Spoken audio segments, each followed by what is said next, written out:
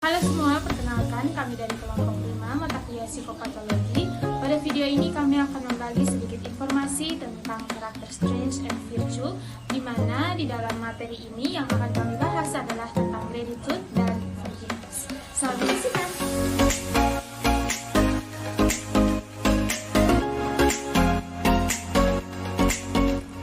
Yang pertama, pengertian karakter strength.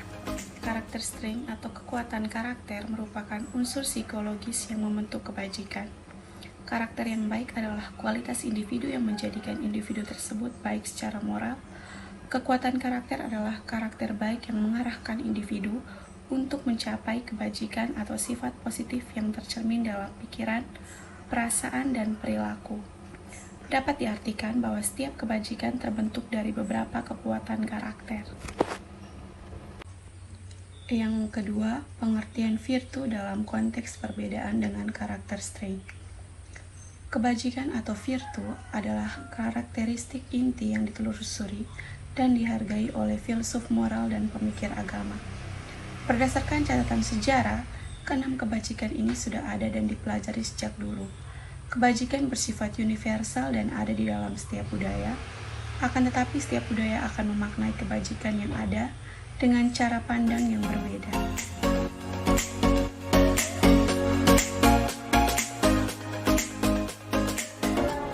Kita akan masuk pada bagian yang ketiga, yaitu pengertian karakter Strange dalam konteks perbedaan dengan virtue.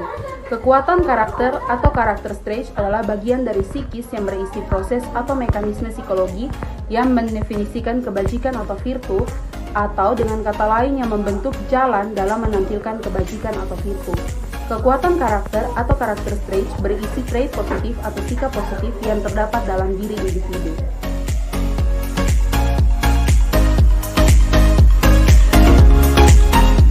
Kita masuk pada klasifikasi karakter Strange.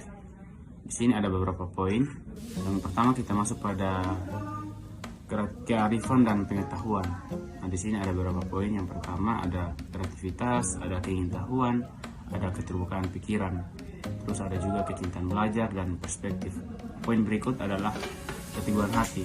Di sini ada beberapa bagian. Yang pertama ada keberanian, ketekunan, kejujuran, vitalitas.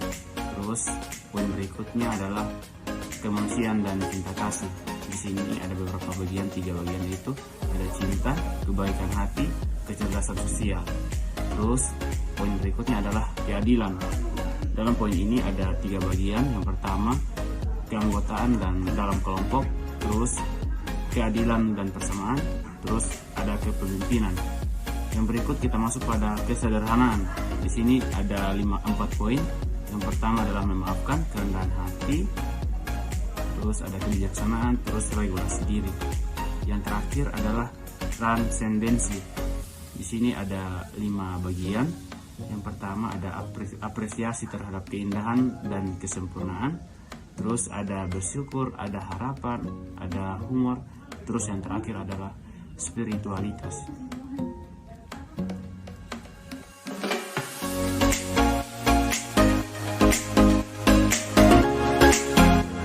Selanjutnya yaitu gratitude atau pengungkapan rasa syukur. Bersyukur adalah rasa terima kasih sebagai respon terhadap suatu pemberian.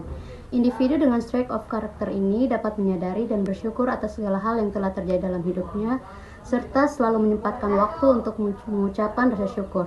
Bersyukur adalah sebuah penghargaan terhadap kesehatan karakter mental orang lain. Sebagai sebuah emosi, kekuatan ini berupa ketakjuban, mengungkapkan rasa terima kasih, dan apresiasi terhadap kehidupan itu sendiri. Bersyukur ditunjukkan untuk sumber impersonal atau non-manusia seperti Tuhan maupun binatang, tetapi tidak dapat ditunjukkan pada diri sendiri.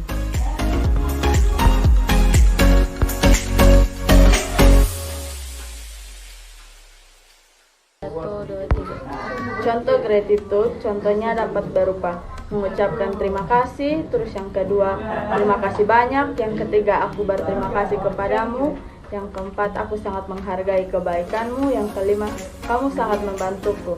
Berikut contoh respon yang dapat diucapkan. Yang pertama itu sama-sama, yang kedua dengan senang hati, yang ketiga tidak masalah, yang keempat tidak apa-apa. Sekian.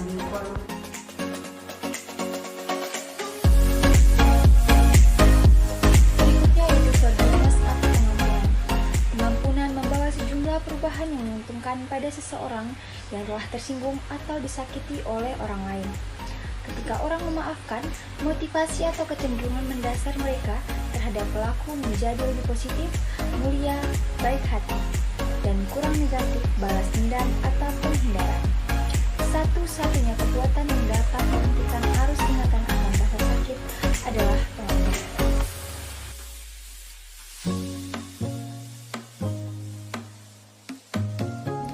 Menurut Jenkins, dalam salah satu rubrik psikologi gede yang berjudul 7 Ways to Truly Say Sorry, beliau menjelaskan bahwa setidaknya ada 7 hal yang membuat individu mampu untuk meminta maaf. Yang pertama, mengakui kesalahan yang telah dibuat. Yang kedua, bersikaplah tegas. Yang ketiga, menyampaikan permohonan maaf kepada orang lain. Yang keempat, menghindari, mempunyai pemikiran bahwa meminta maaf itu hanya berorientasi pada menang atau kalah. Yang kelima, jangan terus menyalahkan orang lain. Yang keenam, bersiap untuk berulang kali menyampaikan permohonan maaf. Yang ketujuh, menjelaskan kepada orang tersebut tentang bagaimana Anda akan berubah dan berjanji untuk tidak mengulangi kesalahan. Contoh kalimat yang bisa digunakan untuk meminta maaf atau contoh kalimat yang bisa digunakan atau diucapkan untuk meminta maaf kepada orang lain yang sudah Anda sakiti adalah dengan berkata bahwa maafkan aku mengakui bahwa aku bersalah, aku berjanji untuk tidak melakukannya lagi. Langkah pertama untuk membuat permintaan maaf menurut Dr. Elizabeth adalah kita harus mampu menjelaskan kesalahan yang kita perbuat. Orang yang membuat kesalahan harus mengakui dan menunjukkan pemahaman mereka tentang mengapa mereka menyakiti orang lain. Perlu dipahami bahwa seringkali permohonan maaf ini tidak bersifat tulus. Contohnya, aku meminta maaf tapi ada tapinya.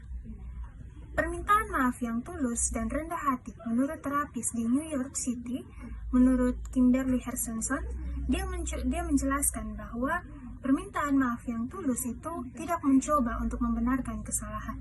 Sebaliknya, itu menunjukkan bahwa kita dapat mengenali tindakan menyakitkan, menerima tanggung jawab, dan bersedia untuk mengambil komitmen untuk berubah, dan tidak memilih untuk tidak menyakiti orang lain lagi.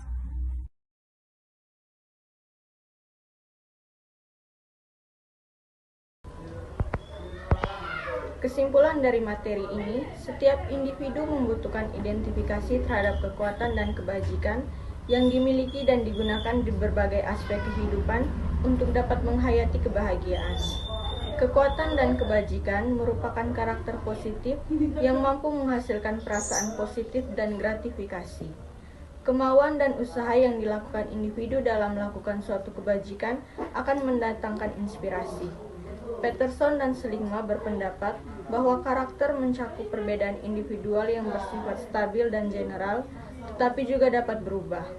Karakter dapat dikatakan sebagai trait positif yang dapat membantu seseorang untuk menjalani hidup yang baik. Kajian Seligman mengenai karakter menitik beratkan pada trait positif dari individu. Demikian presentasi kami tentang